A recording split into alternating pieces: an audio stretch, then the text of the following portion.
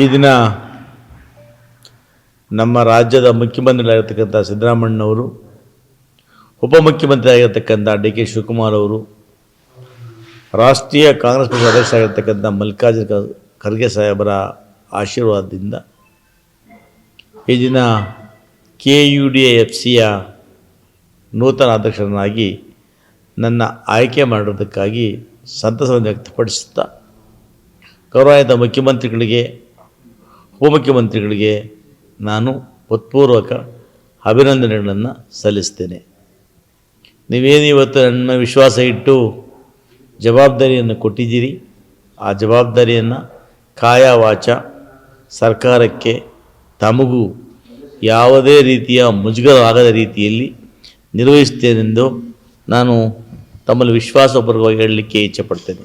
ಭಾಳ ಸಂತೋಷ, ಸಹೋದರಿ ರೂಪಕಲಾ ಅವರು ಕೂಡ ಕರಕುಶಲ ನಿಗಮವನ್ನು ಕೊಟ್ಟಿದ್ದಾರೆ.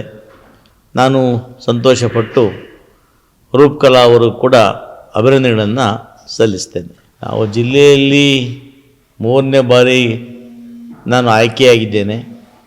ವಿಶ್ವಾಸ ಇತ್ತು ಜಿಲ್ಲೆಗೆ ಸಚಿವರನ್ನಾಗಿ ಮಾಡ್ತಾರೆ ಅಂತ. ಕಾರಣಾಂತರಗಳಿಂದ ಸಾಧ್ಯವಾಗಿಲ್ಲ. ಆದರೂ ಕೂಡ ಮುಂದೆ ಮಾಡ್ತಾರೆ ಅನ್ನೋ ವಿಶ್ವಾಸ ನನಗಿದೆ. ಖಂಡಿತವಾಗಲೂ ಕೂಡ ಸಹಜವಾಗಿ ಕೂಡ ಅದು ಮುಂದಿನ ಕ್ಯಾಬಿನೆಟ್ ರಿಷಬ್ ಮಾಡೋ ಸಮಯದಲ್ಲಿ ಮಂತ್ರಿ ಸ್ಥಾನವನ್ನು ಕೇಳ್ತಕ್ಕಂಥದ್ದು ಸಹಜ ಕೂಡ. ನಾನು ಕೂಡ ನಿರೀಕ್ಷೆ ಇಟ್ಕೊಂಡಿದ್ದೇನೆ, ಬಹುಶಃ ಮುಂದೆ ಅವಕಾಶ ಸಿಗ್ಬೋದು ಅಂತ. ನೋಡಿ, ಎಲ್ಲ ಶಾಸಕರು ಕೂಡ ಇರ್ತಕ್ಕಂಥ 3-4 ದಿನಗಳೇ ಬೇಕು ಅಂದರೆ ಸಾಧ್ಯ ಇಲ್ಲ.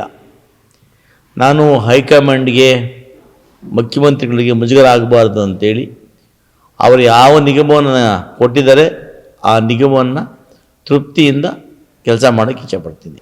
ನೋಡಿ, ನಾನಿನ್ನೂ ಆ ನಿಗಮದ ಬಗ್ಗೆ ನಾನಿನ್ನೂ ಕೂಡ ಅಧಿಕಾರ ಹಸ್ತಾಂತರವನ್ನು ಮಾಡಿಕೊಂಡಿಲ್ಲ.